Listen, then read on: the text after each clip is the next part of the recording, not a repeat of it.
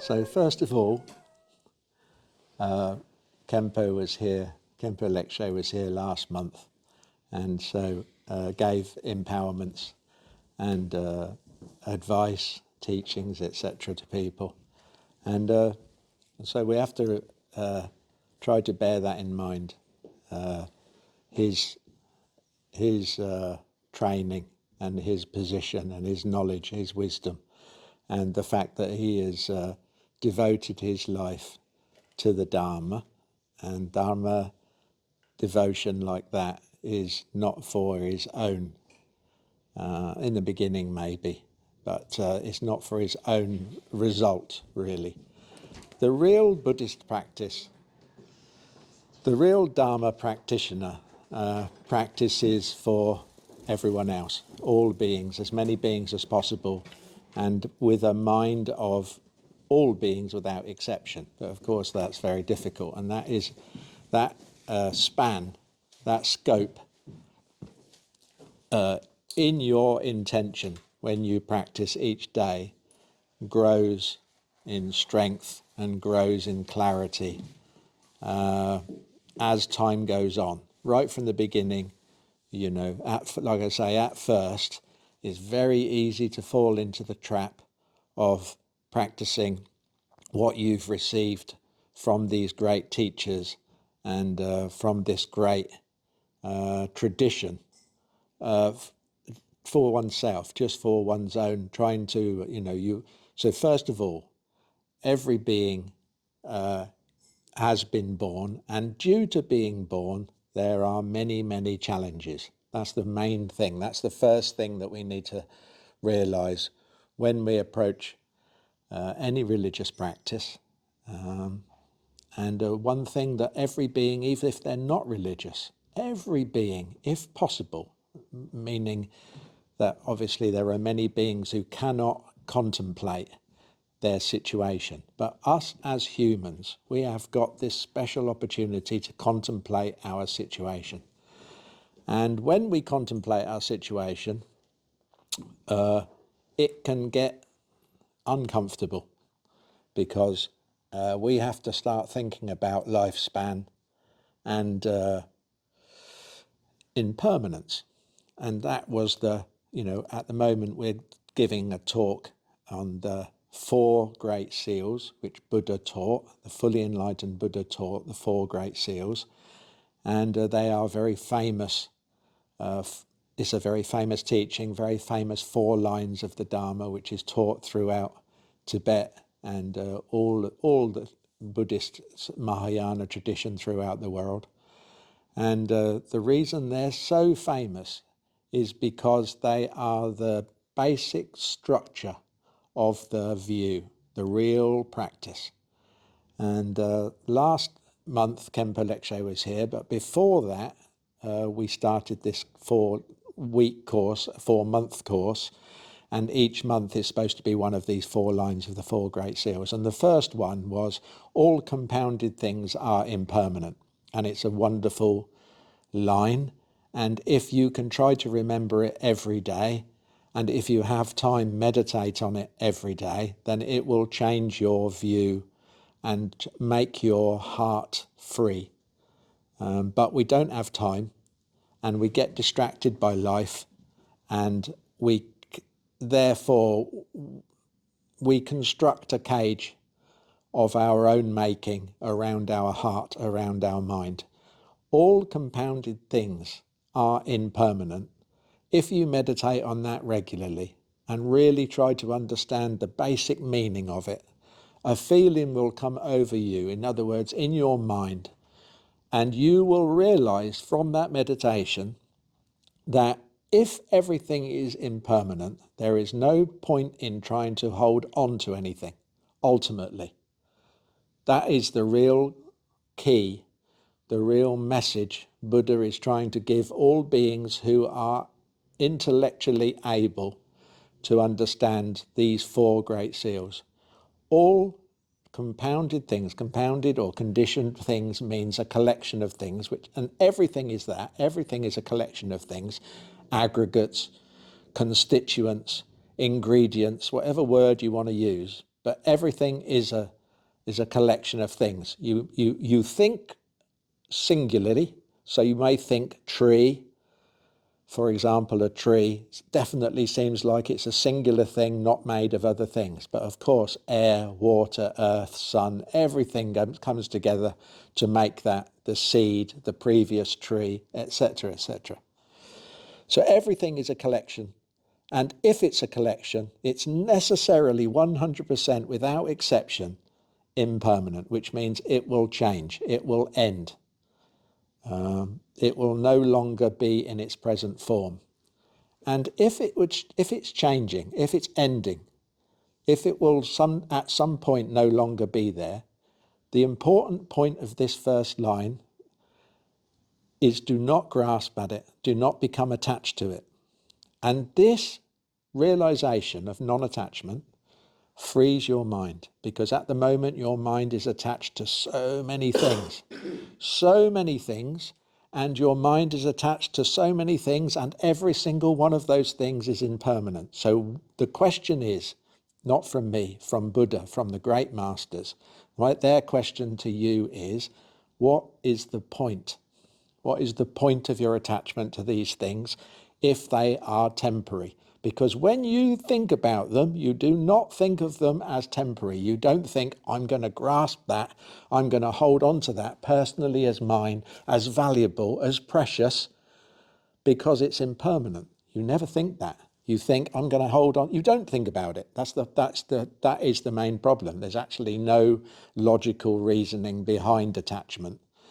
I mean, you could say that the self is behind it, but it's not really. There's no logical reasoning behind the self. So you have to say there's no logical reasoning behind attachment at all. So anyway, that was the first line, and that is the first line because that is the basic renunciation of attachment that's required for the view. And so if, like I say, the main way to have a realization of impermanence is to meditate on it and allow it to free your mind from all the little things and big things that you're attached to, ranging from biscuits to existence. I mean, the whole range. We are attached to so many things. And if you actually had to make a list, and they do in the monastery in the old days, they did actually have a list, and the guru was clairvoyant, and he had in his mind a list of all the attachments of every single one of his devotees or students or followers. And he could tell each one what you're attached to. Your sister who died when she was 3, that red cloak that, your grandfather, that puppy that you had when you were a child. He would go through, he could tell every single item of attachment that these, and as I've just said, a lot of these things have already gone, and yet the attachment to those things are still in that person's mind. That's very interesting.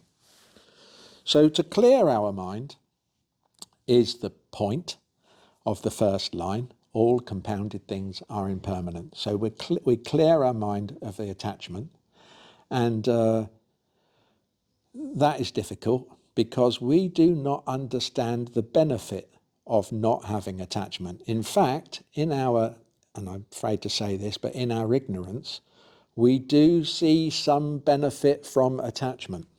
But then if you check, as Buddha explained, tried to encourage us to examine why we do things with our mind, there's no benefit from attachment at all. There's only suffering. And yet at the moment we feel that it's beneficial. So that's the first line, and that's not this evening's talk. I'm just going over because obviously Kempo was here and it was 2 months ago. So the second line is I've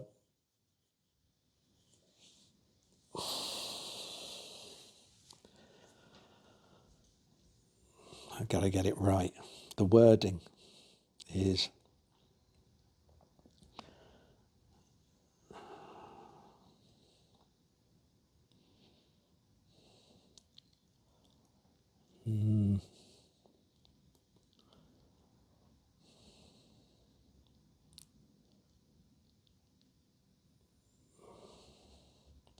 No, I can't remember it. Tell me. Compounded. All contaminated things. Oh yeah, all contaminated things are suffering. Sorry. So this is the actual essence of the view, the actual essence of the practice. Buddha gave 84,000 teachings and more, and it can seem very complicated when you study and go through it. And as Kempo said when he was here, the more you study, the more you feel you don't know, or the more you learn, the more you feel there is to learn. And that's very true. The Dharma is extremely detailed and very precise. And of course, it can lead you to the ultimate truth, the realization of the ultimate truth. That's the whole point. But it's very helpful to have a key message. It's very helpful to have these 4 great seals. And this second line really, for me anyway, it holds the key, holds the real essence to the ending samsara, ending what we're involved in. And as I'll just briefly say again, what we're involved in here is a delightful, wonderful, beautiful life with many splendid things that we have to completely lose. All right? That's the truth. All right? And that's the truth that we have to face. And we all ignore it because we want to keep those nice things and we want to enjoy it for as long as we can. And so we ignore the inevitable truth. But Buddha said, don't ignore the inevitable truth, because in the end, you don't lose. And to understand how you don't lose everything or anything, you have to understand that you didn't, this is a bit profound, you have to try to understand that you didn't have anything in the first place. You have to understand what mind is. Mind is a projector which projects a self, a personality. And that personality conceptually accumulates all these experiences, conceptually experiences this life and all the gains and accumulations, the good and the bad, attachment and aversion, emotion, friends, relations, partners, children, money, houses, all of these belongings and details are accumulated upon this one idea of a self, a personal self. And yet the personal self is merely a mental construct. In ultimately, no such thing. It exists relatively. Relatively means it exists depending on everything else that isn't a self. That is the actual truth of the Buddha's logic, Buddha's teachings. The truth of the ultimate truth of enlightenment is the fact that everything is merely a construct. Everything is merely a mental concept. But we believe, and the irony of that is that religious people are often accused of having beliefs, and that's what causes all the problems. Actually, it's the worldly people, the sentient beings, that have the most beliefs, because they believe in the self, and they believe in the belongings, and they believe in mine and yours, us and them, countries, borders, everything is belief. They believe heavily in everything. Actually, the truly religious person knows that everything is merely imputed by the mind and therefore doesn't believe in anything, which is very strange. The worldly are very quick to point the finger and blame belief for the world's problems, and they're actually right, but it's their belief in ignorance, the strong, heartfelt belief, holding on to ideas as if they are ultimately real. And they're not, they're just ideas and thoughts and emotions that can just change in a moment. If they can just change in a moment, they are not ultimately true. If something is inherently existent, ultimately true, it can never change. And more importantly, it can never begin. It must have always existed. That's what ultimate truth, ultimate existence means. So what is ultimately existent? Well, Buddha checked, and he advises us to check, and if you check, you can't find anything that's ultimately existent. Everything has got is a collection. You know, I was going to say everything's got a beginning, a middle, and an end, but it hasn't, because you can't say when anything actually began. Anything in this room, any item in this room, you can pick, and you can try to find the beginning of that item: the chair, the carpet, the window, the ceiling, the house, the building. When did it actually begin? When the first brick was laid? When the first brick was bought? When the architect first thought of it? When you can't find a beginning. Not one single phenomena ever, since beginningless time has had an exact beginning, and no phenomena since beginningless time has ever had an exact end. Everything is a collection. Everything is interdependent, and nothing can be said to be exactly, precisely its identity, its name. There was one great Tibetan or Indian, Tibetan Mahasiddha, actually, or let's say, maybe Indian, let's say Indian Mahasiddha, but he travelled in Tibet as far as I know. And he said, I think it was Tilopa, and he said, oh dear God, what's my memory doing tonight? Oh yeah, he said all of the Buddha's teachings, the Dharma, all of the Dharma can be summed up in one word, and it is identitylessness. Identitylessness, and it's because with our mind, in our assumption, we presume upon an identity an inherent existence. This is called imputation. We impute an inherent existence on things. And now you understand that, now we can talk about the second line, which is tell me again. Oh, for no, compounded things are impermanent. Sorry? All contaminated things, sorry. All contaminated things are suffering, yes. All contaminated things are suffering. So all contaminated things means, contaminated means you impute a self, you impute an inherent existence on it. But this teaching is actually about the mind. It's not about the external object. So what you're doing with your mind is, for example, when you're at work and something bad happens, bad to you, that's the thing. Yeah, when something bad happens to someone else, it's not so serious. But when something bad at work or at home, anywhere, happens and it impacts you, it impacts your future, it impacts your life, right? We call it bad. And it is for you, it's your idea of yourself, your idea of your life, your idea of your sustenance, sustaining your survival, which makes it so painful, makes it so critical, makes it so serious. So that's the suffering. And the contamination is the idea that there's a real, genuine you, genuine, inherently existent you. And what happens with the Dharma practice, the gradual path, what we call the Buddhist path, is that slowly gets broken down, deconstructed, reverse engineered, so that you can't actually, you really do properly examine, properly investigate everything that you think that makes you up the self. So the body and the mind. Basically, we've got two basic components, the body and the mind. Of course, it's conceptual, but you have to start somewhere. The body is this physical thing.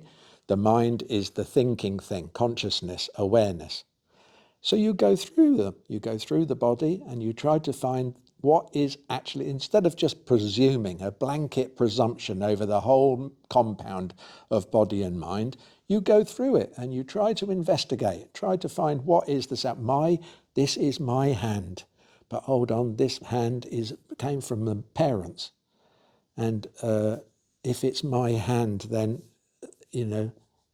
what is different between this hand and everyone else's hand? The fact that I can move it. So the mind is moving it. So if the mind can move it, then that means the mind is the self, not the body. because it's the mind that's moving the hand.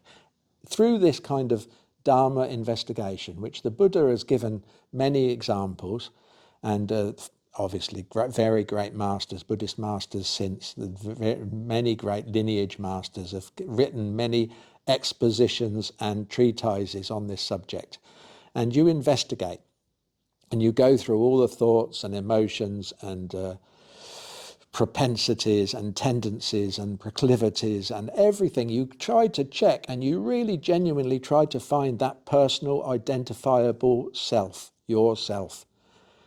And when you can't, slowly, upon that basis, each day as you live, you can decontaminate the mind. And as the mind becomes decontaminated, so the suffering lessens. Because as it says in this line, all contaminated things are suffering. And so that's what this line means. Every time you impute an inherently existent self on yourself, and therefore by extension onto something else, someone else, any phenomena, any time, you are creating suffering for yourself. You are creating suffering for others. You'll create, in one way or another, every time you think that this is 100% ultimately real, this situation, suffering is being impressed. There's a suffering impression or stain being laid on your mental continuum. Now, the important thing about the mental continuum is it goes back to beginningless time.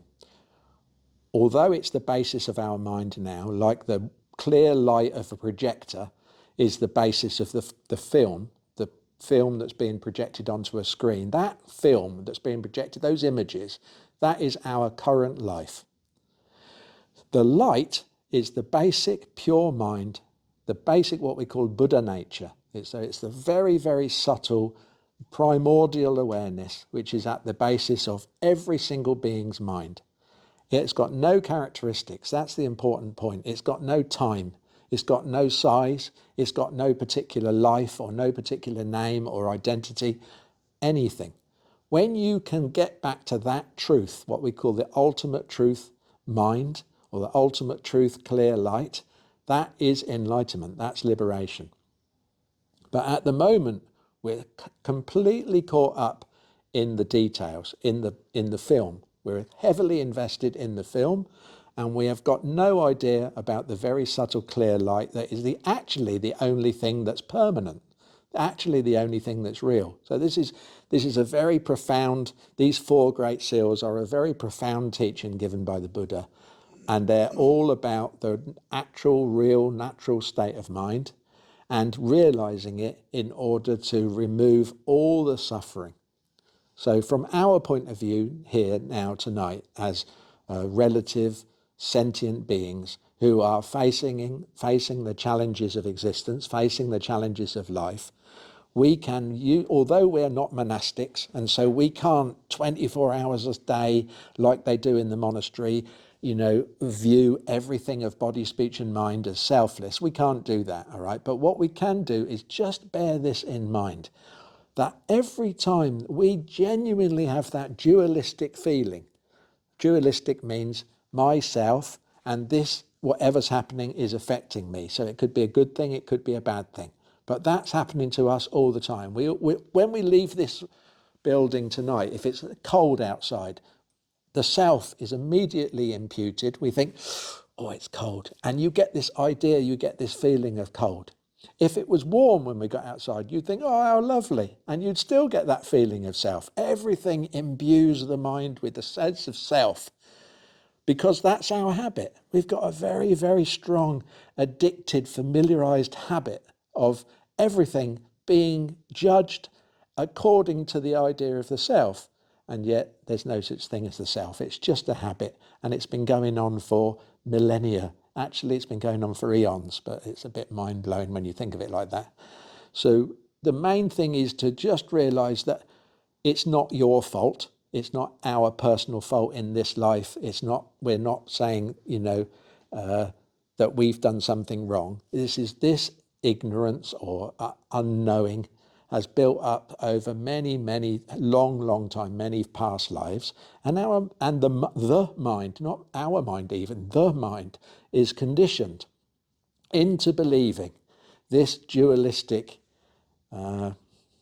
paradigm whereby you've always got you at the centre of every situation, at the centre of every circumstance, and everything is either against you or for you, that what they call pros and cons.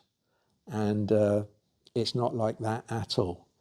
When you realise that there isn't anyone in the centre, and it's all conditions, and conditions means cause and effect, karma, what we call karma. Karma means everything we've done in the past has come together. It forms our present view, our present state of mind. And so if, again, the same as when you check through the body and check through the mind and look for the self, if you check through the past lives, which one were you? You can't personalize or find an inherent existence in any of it. It's just a collection. And it's a very cruel system. Samsara existence, the mind, what we call the relative mind, very cruel, because it has got billions and billions of beings caught up in suffering, and there's no need for it. If we can just realize that the mind is actually selfless, if we can stop contaminating the experiences. Experiences is a bit of a funny English word because it implies that there's an experiencer. So if we can stop contaminating situations, all phenomena, with this idea of an inherently existent core self within it from its own side, and realise that everything, I know this is a lot to ask and very deep, but the truth is everything is ascribed according to your own wants and needs. And that's not right. It's actually just, because we impute a self and then we impute the value of everything else. There's no need to do that. The way things are is everything is like the mind is a projector and it's projecting a film, and that film is not real. So there's no real, genuinely, ultimately good or bad. It's just things happening. That is the ultimate view, but not in concept. When we talk about liberation or enlightenment, that is realized non-conceptually. That is realized directly. So that will be your direct experience.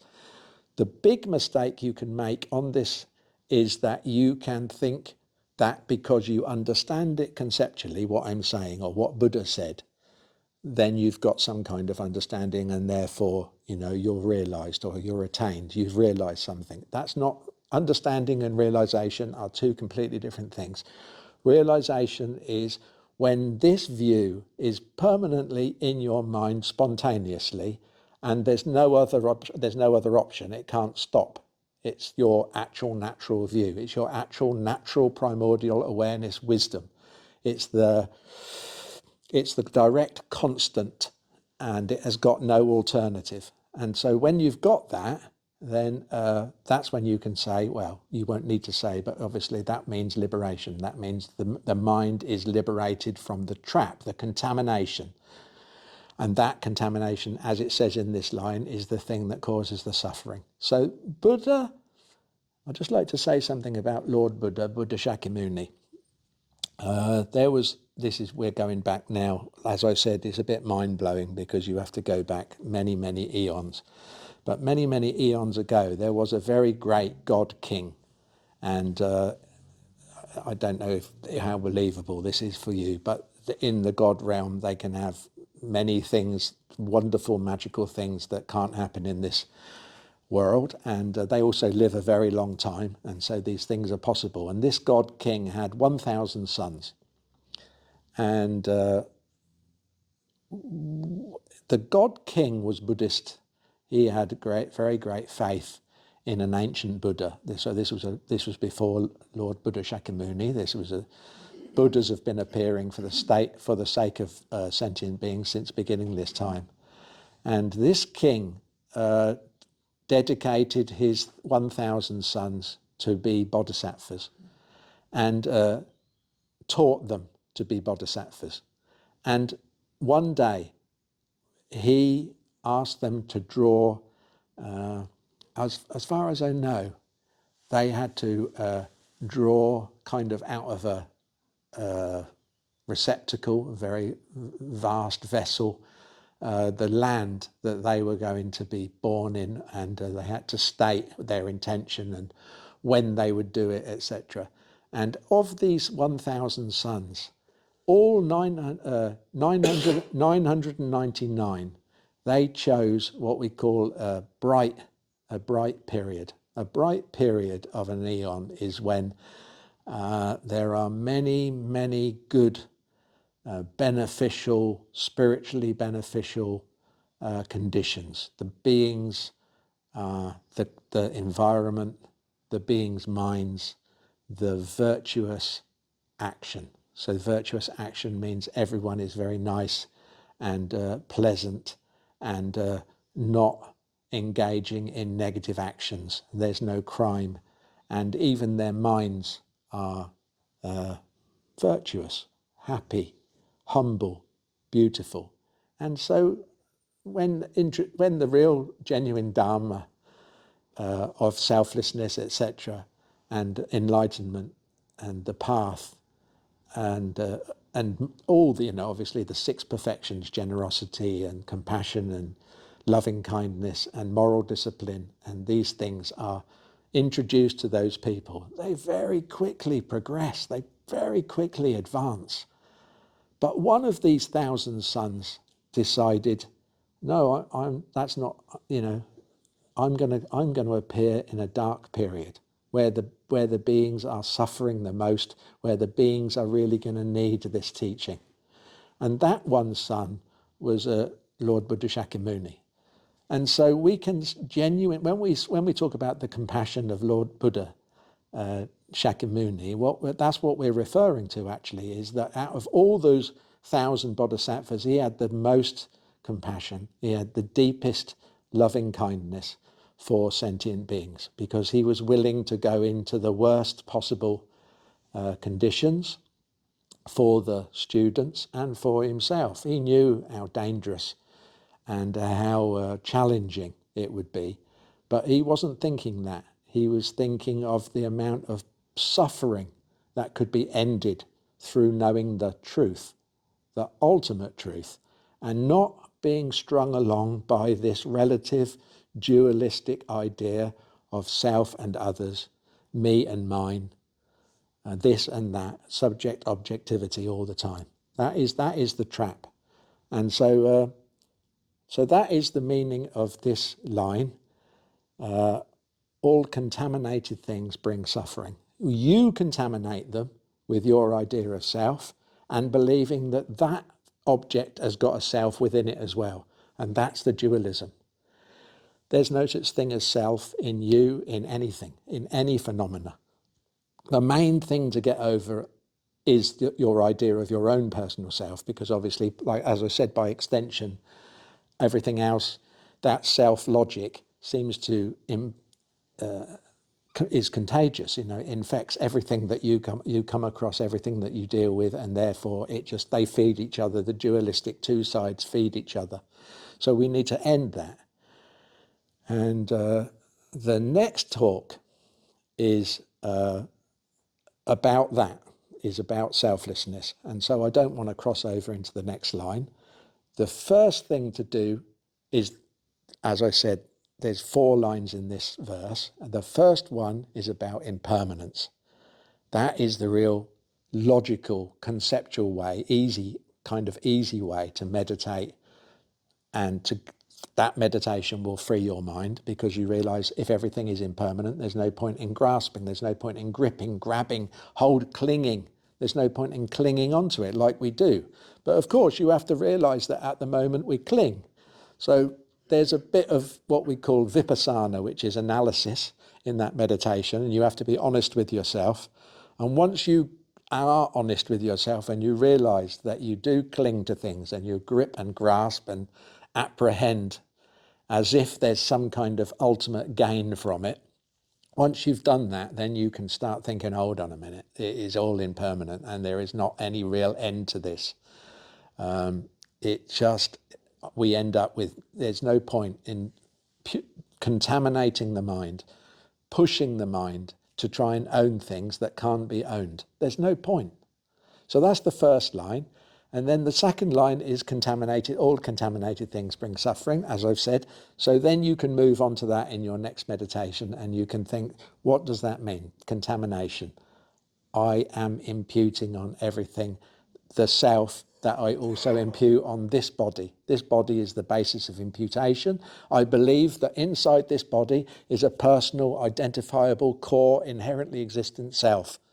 And there, because of that logic, I then imply, that infer that same idea, that logic on everything else. And yet it's just a construct, it's just a concept. And so once you do that, you keep going through that with your mind every day, just for 5-10 minutes or more if you can, read about it, try to write it down so you remember it, whatever. But you try to apply that. Very simple example. Next time you have someone who is being horrible to you, if you apply selflessness to it, then there is no you, there is no the other person, there is nothing to lose, there is nothing for them to gain, there's no injustice. That is the actual truth of the situation. What's going on there is just absolute confusion. It's because this person believes that there's an inherently existent result to be won from the argument, and you are trying to defend a position which doesn't really exist. It's all in the minds. It's an argument between deluded concepts in the mind. That's all it is. And once you realise that, it just fades away. There's no point. Anyway, I hope that was helpful. That's the logical reasoning of the Dharma, what we call Dharma, which is the Buddha's real teaching. If you don't need to rely on mystical belief, you don't need to, there's none of that. This is actual logical, Buddha actually taught proper logical reasons, and from that proper logical reason you will get a genuine result. There's no hope involved, there's no wishing, and we do a lot of praying, we do a lot of prayers because that actually works. That makes a positive, virtuous mind. And these praying and wishing and hoping has its place. But what we're talking about tonight with this line, all contaminated things bring suffering, is the real ultimate truth, real what we call the Buddha's wisdom. Wisdom is not intelligence. Wisdom means, well, actually Dharma kind of means wisdom, because Dharma in this case means the way things are, the way, really, really the way things are. So that's why we call it the ultimate truth, because we're understanding ultimately how things are, not relatively the way we wish they were, the way we project things. We're all very imaginative and we like to make up the story that fits us conveniently. You can't do that if you're going to be Buddhist. Buddhist means the way things are. Absolutely no presumption, absolutely no assumption, no imagining. You check the way things are and you will be able to genuinely find the true ultimate happiness, which is the absolute pure mind itself. Just on that note, right, that absolute pure mind itself in the Dharma is translated from Sanskrit into the English word bliss, so meaning joy. And that is the thing, if you check, you'll see that is the thing that every single being is looking for. Every single being, everything they do is for happiness. Whether you're playing with your grandchildren or whether you're a criminal stealing something from a shop, the reason behind it is because you want happiness, and every being wants happiness. Every time, all the time, they're trying to avoid suffering and attain happiness. I'm saying, Buddha is saying, the only real happiness is when you get rid of all the misconceptions from the mind, and the real, natural, clear mind, the clarity, the actual what we call primordial awareness, or the original mind, comes out. And that is pure joy. absolute, that is actually the happiness that we're all looking for. Any questions?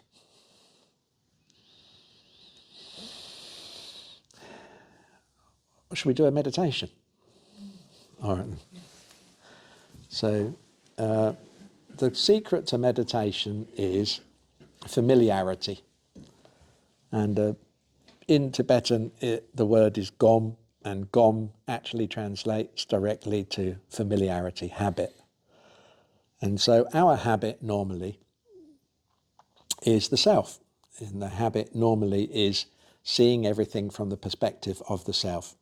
So in this meditation, in fitting with tonight's talk, we will meditate on what I call generality. So generality means not being able to find one specific thing, i.e. the body, yourself, more special than anything else. So it's also, you can also call it equanimity or equality.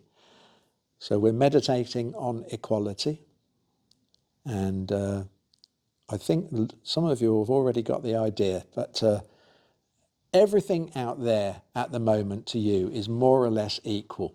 If there's anything out there, out there means beyond the wall of this body, the skin, anything in the world that you are finding in your mind at the moment, that you are actually thinking of at the moment, that is more important than anything else, just equate it, make it equal. And then in this meditation, that sense of equality of all of the things in this world and in space, the whole universe, everything is equal. There's no difference between anything, one thing and another. Everything is equal. Now bring that sense of equality to your own body and your own mind and everything about you, so that the you dissipates into the equality of everything. And then you just hold that feeling.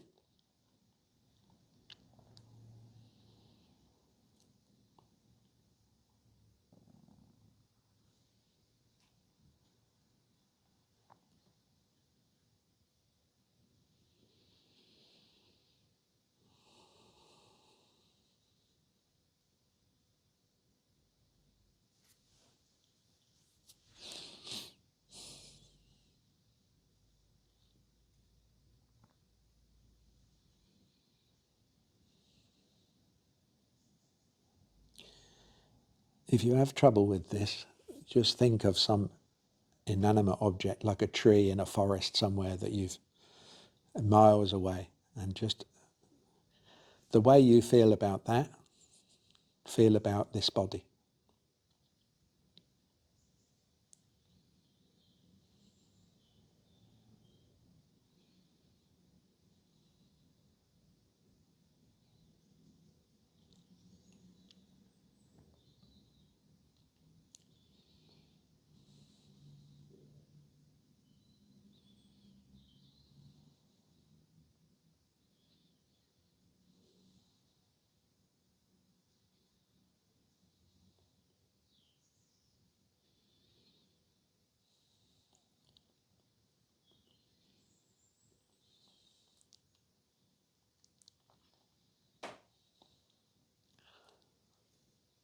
So now try to retain, if you can, or at least remember this meditation so you can do it regularly at home. The more you do it, the more familiar you'll get, obviously.